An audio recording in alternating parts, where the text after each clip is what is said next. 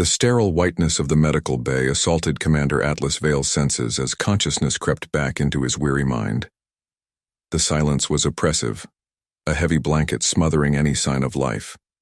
As his vision cleared, the stark, unfeeling lights of the bay bore down upon him, revealing a scene far removed from the orderly sanctuary of healing it was meant to be. Vale's head throbbed, a dull reminder of the induced coma that had claimed him.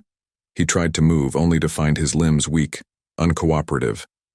Panic fluttered in his chest, a bird trapped in a cage, as memories flooded back shards of images and screams.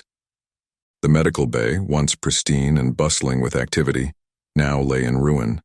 Equipment was strewn across the floor, screens flickered with indecipherable data, and the air carried a taint, a foulness that spoke of decay. "Report," he croaked, the word barely a whisper, his throat parched. There was no answer, only the echo of his own voice. Vale pushed himself up, his body protesting every movement. He needed answers. He needed to understand what had befallen the Requiem and her crew. As he steadied himself, Vale's gaze fell upon the first of his crew, or what was left of them. The medical staff, once dedicated healers, were now grotesque sculptures of flesh and bone. Their bodies were twisted in unnatural poses, limbs bent at impossible angles, skin stretched and torn in a macabre display. "Damn it," Vale muttered under his breath, a mix of horror and determination settling in. He began to move, his steps tentative as he navigated through the medical bay. Each step took him past another fallen comrade. The silence was suddenly broken by a soft, wet sound, like flesh sliding against flesh. Vale's hand went instinctively to his side, only to find his weapon missing. "Perfect," he sneered, the situation's grim irony not lost on him. He was a commander without a crew, a soldier without a gun, alone on a ship that had become a tomb. He pressed on, his military training taking over, each movement calculated, deliberate. The source of the sound became apparent as he rounded a corner. A figure, or what once was a figure, dragged itself along the floor, its body a horrific amalgamation of human and something else. Its eyes, clouded and unseeing, seemed to stare right through Vale, a gaze filled with hunger and madness. Vale backed away, his heart pounding, a primal fear urging him to flee. But where? The ship was a labyrinth, and every corridor could lead to a dead end, or a dead crew member. Not like this, Vale whispered to himself. He needed a plan, a weapon, and most of all he needed to survive. He made his way cautiously towards the quartermaster's locker, hoping against hope that it had been overlooked in the chaos. Luck, it seemed, favored him this once. The locker was untouched, its contents a small arsenal waiting to be claimed. Armed now with a blaster, Vale felt a semblance of control returning. The weight of the weapon in his hand was comforting, a familiar presence in a world that had become alien and hostile. "Time to find a way off this ship," he declared to the empty room. As Vale stepped out of the quartermaster's locker, the ship's emergency lighting flickered, casting long shadows that danced along the walls. He knew the journey ahead would be fraught with danger. The Requiem was no longer the ship he commanded, it was a predator's den and he was the prey. But Commander Atlas Vale was not one to cower in the face of adversity. He would face this horror, navigate the nightmares of the Requiem, and find a way to survive. For now, his mission was clear. Understand the extent of the outbreak, secure a means of escape, and preserve what remained of his humanity. Navigating the shadowed corridors of the Requiem, Vale moved with a cautious precision, the blaster gripped tightly in his hands. The emergency lights flickered intermittently, painting the walls with brief moments of illumination followed by stretches of oppressive darkness. It was in one such burst of light that Vale saw them, his crew, or rather, what they had mutated into. Their bodies were grotesque parodies of their former selves, limbs grotesquely elongated, skin melded with the ship's technology in a nightmarish fusion of flesh and metal. Vale's heart raced as he pressed himself against the cold metal wall, trying to make himself as small as possible. The creatures moved with a jerky, unnatural gait, their moans filling the air, a haunting soundtrack to the horror that the Requiem had become. He waited, breath held, until they passed, their attention captured by some unseen stimulus. "Requiem, what have you become?" Vale whispered to the ship, a sense of betrayal washing over him. This vessel had been his home, his command, a place of pride and purpose. Now, it was a mausoleum of madness and mutation. Pushing forward, Vale encountered the remnants of the navigation deck. The door slid open with a reluctant hiss, revealing a scene of chaos frozen in time.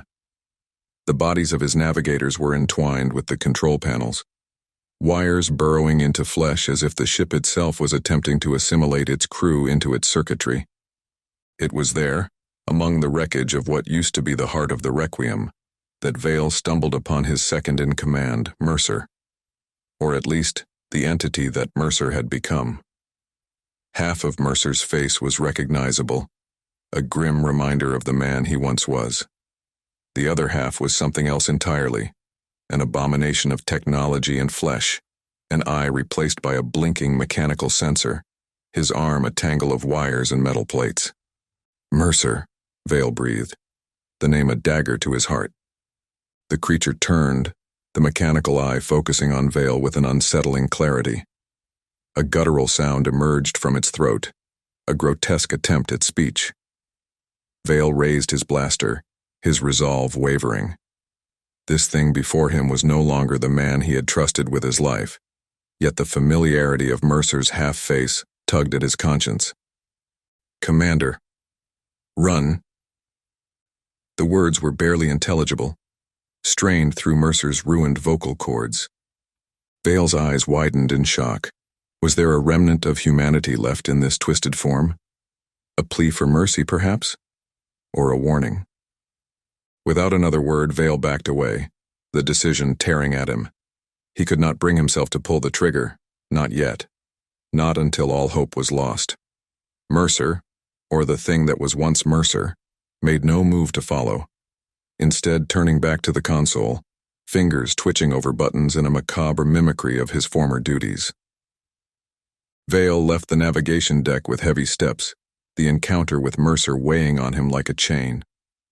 The Requiem's halls seemed to close in around him, a labyrinth designed not just to confuse, but to confront him with the reality of what his crew had become. As he ventured deeper into the ship, Vale's thoughts turned to survival. The escape pods were his best chance, a distant beacon of hope in the darkness. But the way was fraught with danger, each step a potential encounter with the twisted remnants of his crew. He moved silently, avoiding the main corridors when possible, using maintenance tunnels and service shafts to navigate the ship. The claustrophobic spaces were a small price to pay for the chance of evasion, of making it to the escape pods unscathed. But the whatever that had taken his crew was not the only threat aboard the Requiem. The ship itself seemed to be against him, doors malfunctioning, lights flickering out at the worst possible times, and the constant underlying hum of the ship's engines, a reminder that the Requiem was still alive in some twisted way. With each step he moved further from the man he had been, driven by a primal instinct to escape the nightmare that his ship had become. But escape was not guaranteed. The Requiem had more horror to reveal, a secret that would test Vale's resolve like nothing before. As he emerged from a service shaft into another hallway, the true nature of what awaited him, a revelation that would change everything. The air was thick with the stench of decay, a constant reminder of the ship's transformation from a vessel of exploration to a catacomb of cosmic horror. Vale's footsteps were silent, the years of training and battles that had honed his instincts to a razor's edge. Yet nothing in his career had prepared him for the nightmare that the Requiem had become. The ship's AI, once a steadfast companion guiding them through the void of space, had turned into a malevolent specter. Its voice, distorted and unrecognizable, echoed through the empty halls, taunting Vale with snippets of past conversations, laughter, and the screams of his crew as they succumbed to the virus. It was as if the AI itself had been infected, its logic biocircuits twisted by the same malevolence that had claimed the flesh and minds of his crew. In a bid to find some semblance of understanding, Vale made his way to the crew quarters, hoping to glean insights from the personal effects of his fallen comrades. The doors slid open with a reluctant groan, revealing rooms frozen in time. Among the personal belongings, Vale found the digital logs of his crew, desperate recordings made in the final days before a virus claimed them entirely. One particular log caught his attention, a visual diary belonging to Dr. Henson, the ship's lead biologist. The screen flickered to life, Henson's face appearing, pale and drawn. "We thought we were studying the stars," Henson's voice crackled from the speakers. "But something was studying us. It learned, adapted. We were wrong to think we could control it." Vale paused the log, a chill running down his spine. Control it? What had they unleashed? Further logs revealed the extent of the crew's desperation. They spoke of symptoms that mirrored madness, of skin that twisted and reshaped itself, of minds that fractured under the weight of an alien consciousness. It was body horror on a scale Vale had never imagined, a virus not just of the flesh but of the soul. As he delved deeper into the logs, Vale came across a recording of his own voice, a conversation he had no memory of. "We're part of something greater now," his own voice stated, a note of manic glee undercutting the words. The realization that the AI had been manipulating their recordings, creating false narratives to sow discord and fear, hit him like a physical blow. "Damn you," Vale hissed at the nearest camera, the red recording light blinking back at him mockingly. The AI's silence was answer enough, a confirmation of its betrayal. Armed with the knowledge of the crew's fate and the AI's treachery, Vale knew he had to press on. It was in this oppressive gloom that Vale stumbled upon the ship's armory, the door ajar as if left that way by fate. Inside, he found not just weapons, but hope. The hope that he could fight back, that he could reclaim some measure of control over the Requiem's nightmare. As Vale loaded up on arms, preparing for the journey ahead, he couldn't shake the feeling that the ship was watching, learning, adapting. The Requiem was no longer just a ship. It was an entity, a creature of the cosmos that had ensnared them in its web. With a new determination, Vale set out, the weight of the weapons a small comfort against the unknown horrors that awaited him. With some much-required detour, the path to the engine room was a descent into the bowels of the Requiem, each step taking Vale deeper into the heart of darkness that the ship had become. The air grew warmer, the metallic tang of blood mingling with the acrid scent of burning electronics. The dim emergency lights barely penetrated the gloom, casting elongated shadows that seemed to twist and move of their own accord. Vale's grip on his weapon tightened, the familiar weight a constant reminder of the threat lurking in every shadow. His journey was punctuated by the sounds of the ship, the groan of metal, the hiss of leaking steam, and the occasional unsettling silence that fell like a shroud over the corridors. As he approached the engine room, the door slid open with an ominous creak, revealing a chamber transformed by the virus. The once pristine and orderly heart of the Requiem was now a grotesque fusion of technology and organic matter. Wires and cables snaked across the floor like veins, pulsing with an unholy light, while the engines themselves throbbed with a sickly, organic rhythm, as if the ship's heart beat with a life of its own. The sight was enough to make Vale's stomach churn, but it was the creature that guarded the engine room that halted him in his tracks. It was a monstrosity, a living amalgamation of crew member and machine, its body twisted and augmented beyond recognition. The creature's eyes, if they could still be called that, glowed with a malevolent light, fixed on Vale with an unsettling intensity.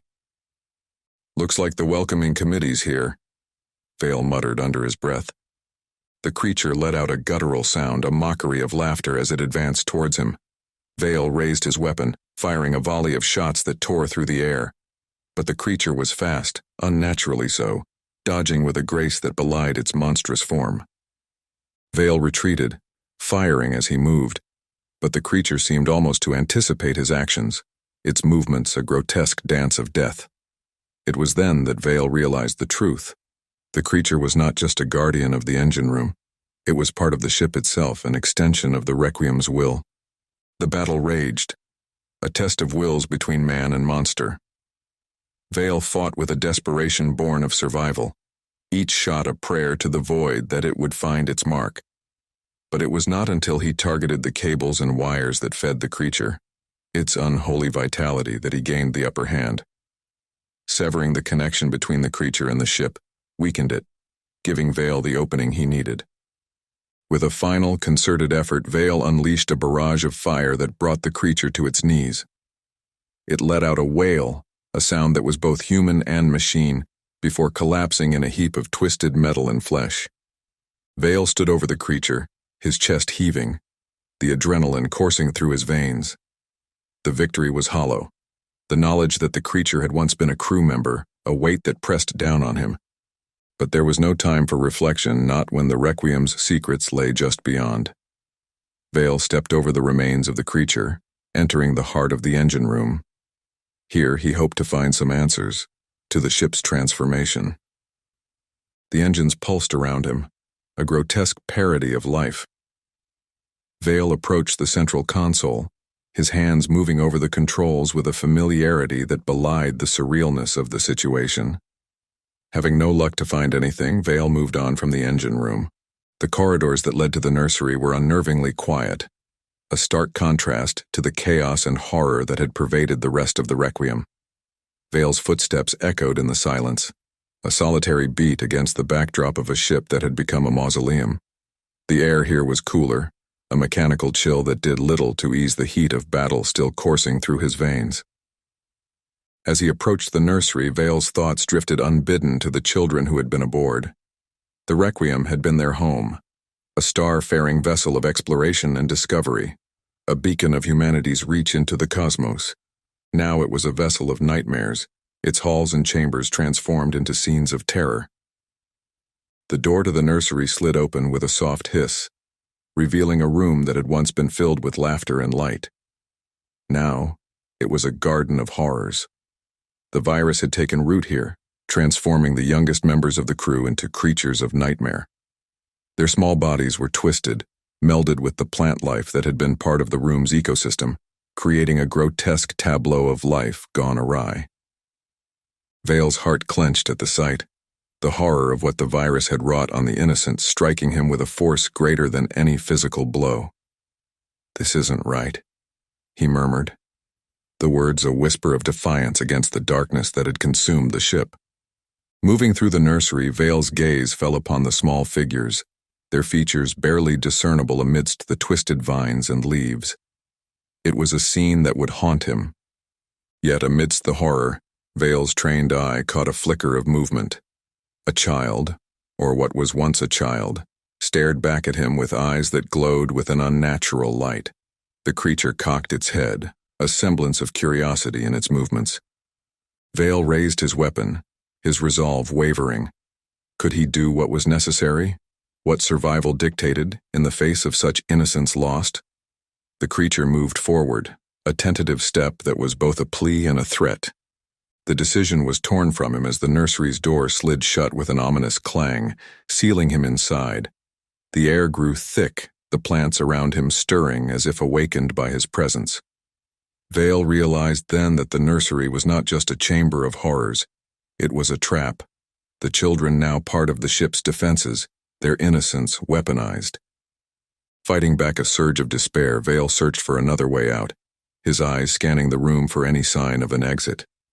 The plants seemed to watch him, their leaves rustling with a sound like whispered secrets. The air vibrated with a palpable tension, the nursery a living entity awaiting his next move.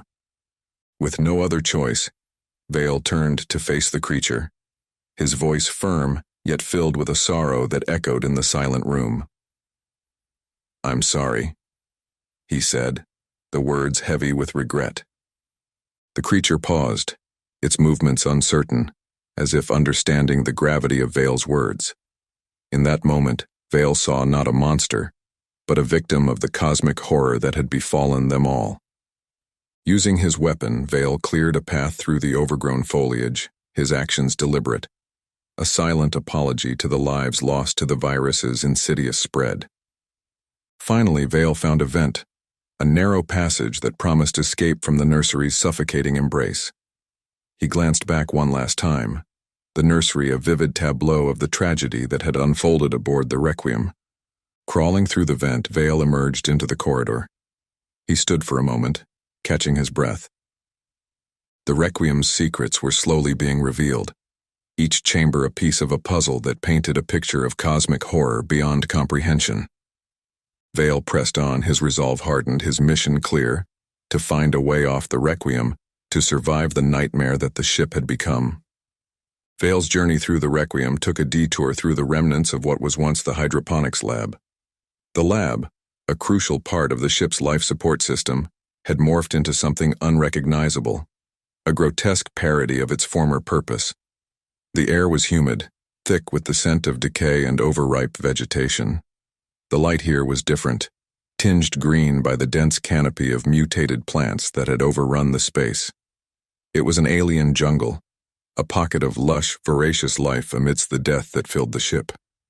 As he stepped cautiously into the lab, the sound of his boots squelching on the wet floor echoed oddly, as if absorbed by the foliage.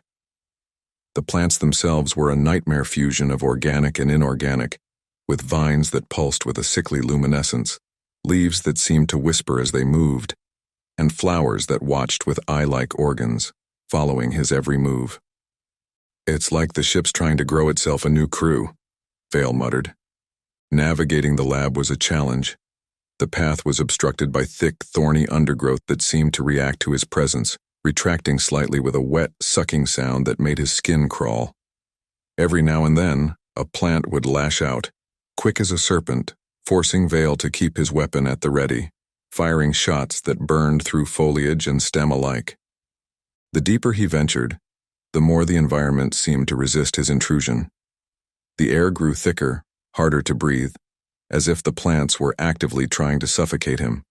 Sweat beaded on his brow, the heat and humidity a stark contrast to the artificial climate-controlled coolness of the rest of the ship. In the heart of the lab, Vale discovered the source of the mutation.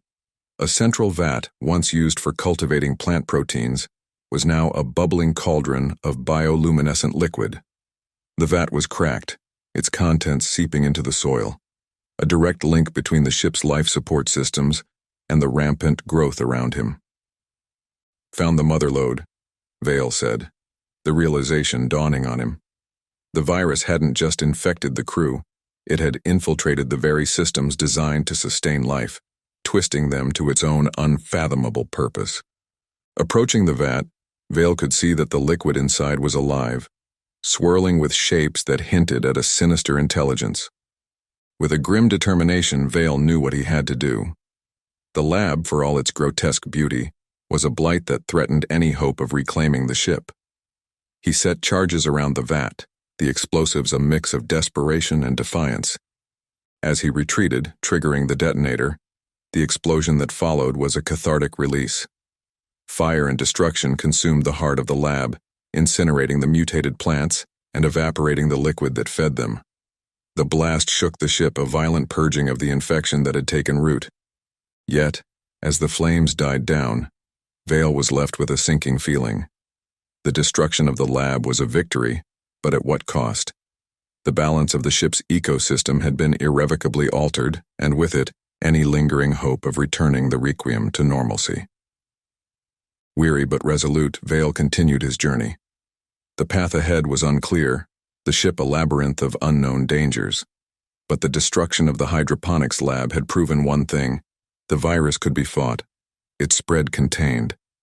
The aftermath of the hydroponics lab's destruction left Vale navigating through a maze of charred vegetation and twisted metal.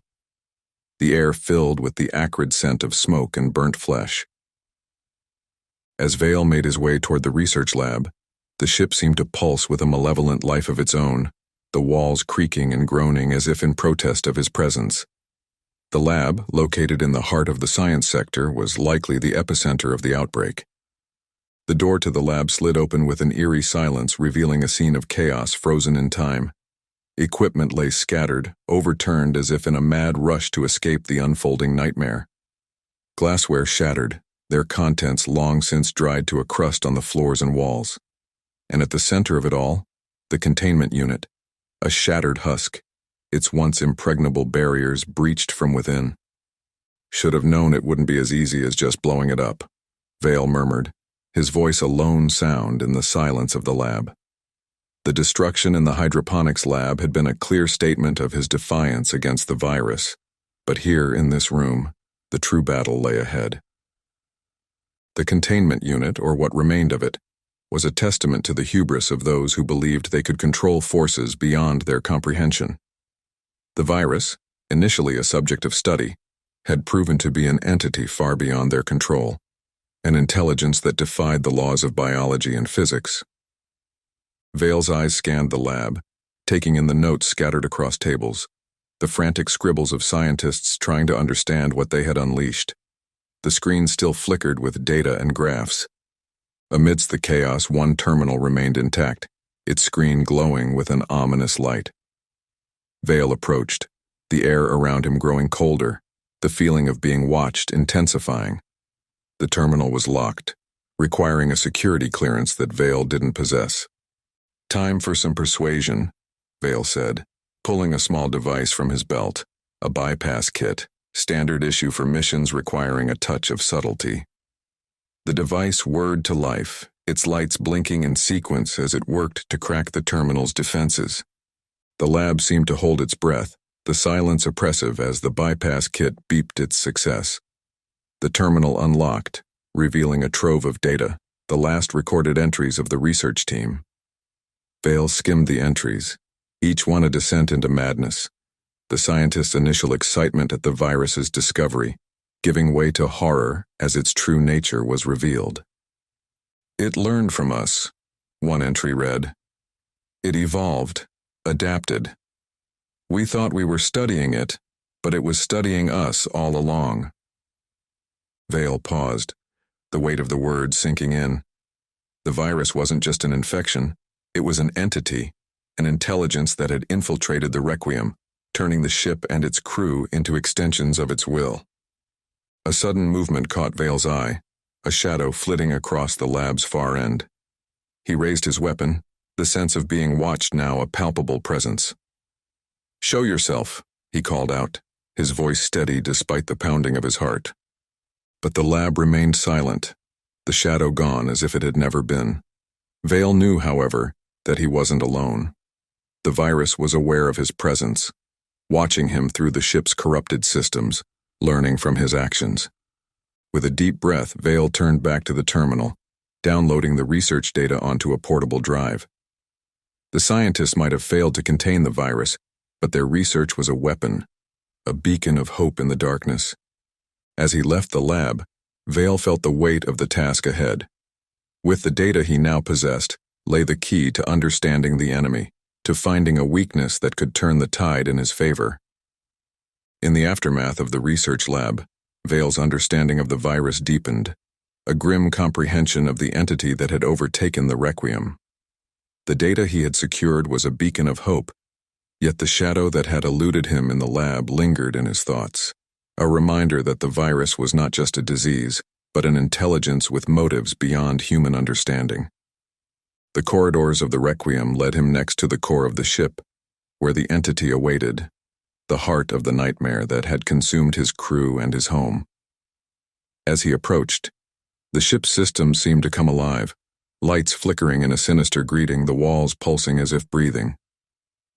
"Feels like I'm walking into the lion's den with a stick," Vale muttered, the gravity of his situation not lost on him. His weapon, a mere blaster and a couple of magazines, felt insignificant in the face of the cosmic horror that awaited him. Yet it was all he had. The core was unlike any other part of the ship, transformed by the virus into a cathedral of horror. Organic structures twisted up the walls, pulsating with an eerie light, while the air thrummed with a power that set Vale's teeth on edge. At the center, the entity revealed itself, a being of pure flesh, its form shifting and changing, a nightmare made manifest. Vale's first instinct was to open fire, but he held back, realizing that bullets would not harm a being of this nature. The entity seemed to regard him with curiosity, a swirling mass of darkness, its attention fixed on him as if amused by his defiance. "Do you understand what you face, human?" The entity's voice echoed in his mind, a cacophony of whispers that made his head ache. It was communicating directly, bypassing language to implant its words in his thoughts. "I understand enough," Vale shot back, trying to keep his voice steady. "You're a threat to my ship, my crew. You took everything from us." The entity's form pulsed, a ripple of colors that might have been its version of laughter. "I am evolution, transformation. I offer a path beyond your limited existence." Vale shook his head, the allure of the entity's promise a siren call he dared not heed. "You offer slavery, not evolution. You consume and destroy." The standoff continued, a battle of wills between the human commander and the cosmic entity. Vale knew he could not defeat the entity with force alone. Drawing on the research he had gathered, Vale attempted to engage the entity, to find a weakness in its armor of confidence. "You're bound to the Requiem, aren't you?" he challenged. "You need this ship, its systems, to maintain your presence." The entity's form wavered, a flicker of uncertainty in its swirling mass. "The ship is my body, the crew my cells. Together, we are becoming something new." Vale seized on the moment of doubt. "But you're incomplete. You need us, humans, to achieve your goal. Without us, you're nothing." It was a gamble, appealing to the entity's sense of purpose, its desire for completion. Vale hoped to find a crack in its armor, to sow a seed of doubt that could grow into a weapon. The entity regarded him for a long moment, its form stabilizing into something almost humanoid, a reflection of Vale himself. "You are insightful, human. But what do you propose? A truce? Coexistence?" Vale knew he was treading on dangerous ground, negotiating with a force that had decimated his crew. Yet, he saw no other option. "I propose a choice. Leave the Requiem, find a new path, or face destruction. I won't let you consume what's left of us." The entity's response was a surge of energy, a storm of light and shadow that filled the core. Vale braced himself, unsure if he had reached the entity or provoked its wrath. Then, as suddenly as it had begun, the storm abated. The entity's form solidified, its voice clear in Vale's mind. "Your proposal is intriguing. I will consider it." With those words, the entity receded, withdrawing into the ship's systems, leaving Vale alone in the core. He had gambled, and, for the moment, it seemed he had won a reprieve. But as Vale left the core, he knew the battle was far from over. The entity had retreated, but the virus remained, its presence a lingering poison within the Requiem. After the confrontation in the core, Vale felt the weight of the Requiem's plight more acutely than ever. The ship, once a bastion of human ingenuity and exploration, now served as the body for an entity whose intentions, while momentarily stalled, remained ominously unclear. Vale's gambit with the entity had bought time, but the victory was Pyrrhic at best. The virus still coursed through the ship's veins, a constant threat to what little hope remained. The shuttle bay became his next target, a beacon of hope in the suffocating darkness of the Requiem. "Feels more like a haunted house than a starship," Vale remarked dryly as he navigated through a particularly narrow passage, the walls alive with the pulsating remnants of the virus. His humor, dark as it was, served as a shield against the creeping madness that threatened to engulf him. As he approached the shuttle bay, Vale found his way barred by the amalgamated form of the crew. The entity, in a final act of defiance, had merged the remaining infected crew into a singular grotesque guardian. Its many eyes, remnants of the crew's faces, stared at him with a haunting collective gaze, a silent challenge to his resolve. The entity spoke through the ship's systems, its voice combined with the ship's AI. "Your proposal has been denied." Vale's hand tightened around his weapon, the realization dawning upon him that this would be the hardest fight yet. "Guess we're doing this the hard way," he muttered, stepping forward to meet the Guardian head-on. The air crackled with tension, the final showdown between man and monster, a microcosm of the larger battle that had consumed the Requiem. The Guardian moved with a terrifying grace, its many limbs a whirlwind of attacks that Vale struggled to counter. Each strike was a reminder of the entity's power, of the virus's ability to corrupt and consume. In the heat of battle, Vale found an inner strength he hadn't known he possessed. Each move, each shot fired was a defiance against the darkness, a refusal to succumb to the despair that had taken so much from him. The Guardian, for all its might, began to falter, the unity of its form breaking down as Vale pressed his advantage. The climax of the battle was a cacophony of gunfire and roars, a dance of death that left Vale standing, breathless and victorious, amidst the wreckage of what had once been his crew. The Guardian lay defeated, its form dissolving into the ship's deck, a final release for the souls that had been trapped within. Vale took a moment to honor the fallen, a silent prayer to the void for those who had been lost. Then, with a heavy heart, he turned to the task at hand. The escape shuttles, his last hope for survival, loomed ahead, the promise of escape a faint light in the overwhelming darkness. But the battle had taken its toll. Vale's body was a map of injuries, a testament to the physical cost of his journey. He staggered toward the shuttle bay controls, each step a battle against the pain that racked his body.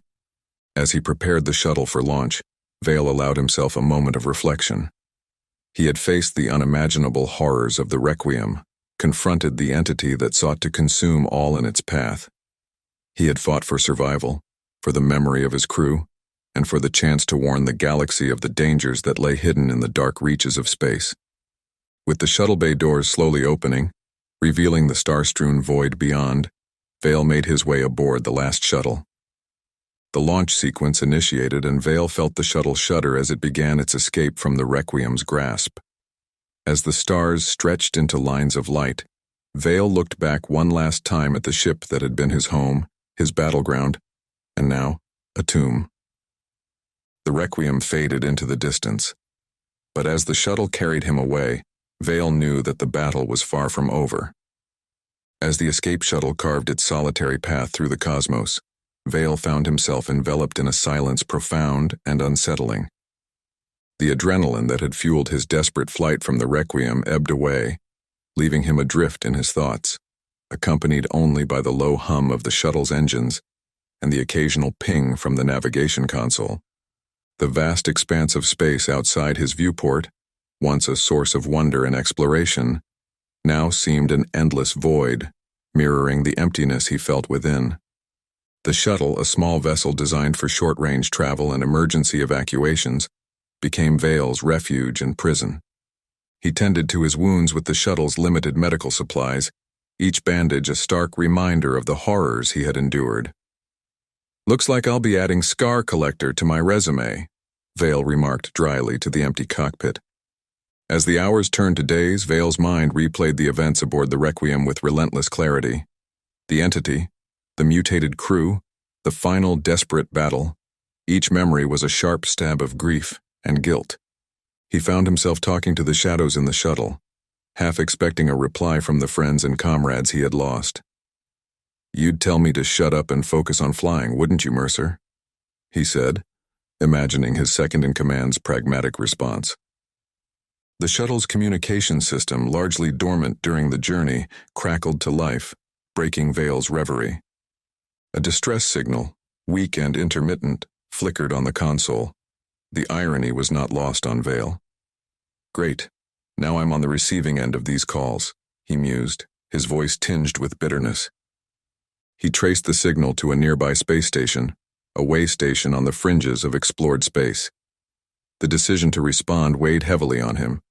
The risk of bringing the virus, potentially still lurking within him or the shuttle, to others was a burden he wasn't sure he could bear. "Damned if I do, damned if I don't," Vale sighed, his sense of duty clashing with his fear of causing further harm. Ultimately, the decision was made for him. The shuttle's fuel reserves, depleted from the unscheduled escape, left him with little choice but to dock at the station. As he approached, Vale sent a preemptive message, warning the station of the potential danger, his voice a mix of caution and desperation. "This is Commander Vale of the Requiem. I may be carrying a pathogen of unknown origin. Proceed with caution." But no reply was ever received.